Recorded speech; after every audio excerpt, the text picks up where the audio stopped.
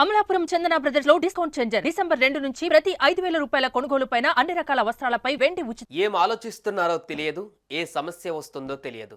చదువు ఒత్తిడే కారణమా లేక చిన్న విషయాలకే భయపడిపోతున్నారా? ప్రస్తుతం విద్యార్థుల ఆత్మహత్య కేసులలో ఇవే ప్రశ్నలు మొదలవుతున్నాయి. ఎంతో కష్టపడి రూపాయి కూడబెట్టి పట్నం పంపించి పిల్లలను చదివిస్తుంటే విద్యార్థులు ప్రాణాలు తీసుకుంటున్నారు. ముఖ్యంగా ఇంటర్ విద్యార్థులు. తాజాగా ఓ విద్యార్థిని కూడా కాలేజీ హాస్టల్లో ప్రాణాలు తీసుకుంది. ఇంతకేం జరిగింది?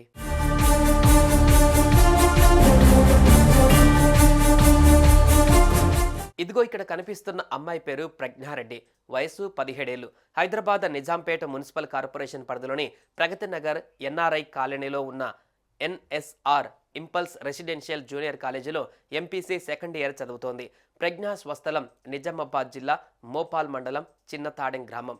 తండ్రి రఘురామ్ రెడ్డి, తల్లి విద్యారెడ్డి కలిసి కూతురు ప్రజ్ఞారెడ్డిని ఇంపల్స్ కాలేజీలో జాయిన్ చేశారు.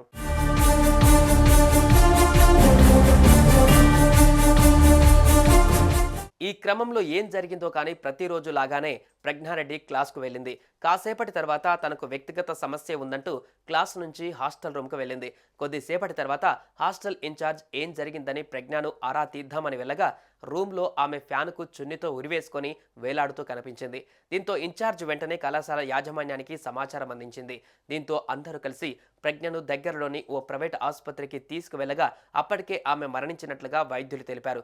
దీంతో విషయాన్ని ఆమె కుటుంబ సభ్యులకు తెలిపారు.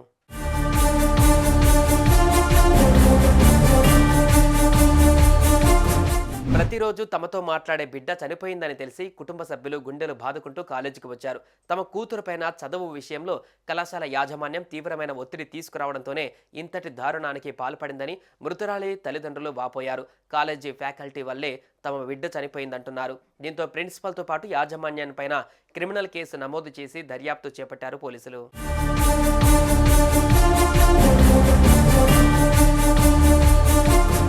ప్రజ్ఞారెడ్డి ఆత్మహత్య విషయం తెలుసుకున్న పలు విద్యార్థి సంఘాల నేతలు కళాశాల వద్ద ఆందోళనకు దిగారు. మృతురాలి కుటుంబానికి న్యాయం చేయాలని, కళాశాల యాజమాన్యం పైన చర్యలు తీసుకోవాలని నినాదాలు చేశారు. అయినప్పటికీ కళాశాల యాజమాన్యం తమకు సంబంధం లేనట్లు వ్యవహరించడంతో ఆగ్రహించిన విద్యార్థి సంఘాలు కళాశాలలోని కుర్చీలు, ఫర్నిచర్ను ధ్వంసం చేశాయి.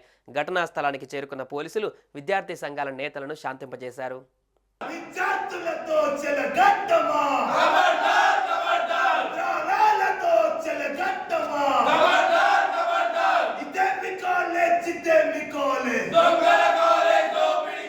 చదువు ఒత్తిడే విద్యార్థుల ప్రాణాలు తీస్తుందా అనే ప్రశ్న ఇప్పుడు తలెత్తుతోంది.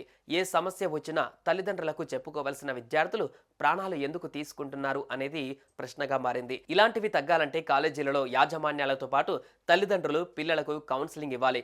జీవితంలో ఏ సమస్య వచ్చినా పోరాడాలే కానీ చనిపోవద్దు అని నేర్పించాలి. సుమన్ టీవీలో మీ పర్సనల్ అండ్ బిజినెస్ ప్రమోషన్స్ కోసం కింది నెంబర్కి కాంటాక్ట్ చేయండి.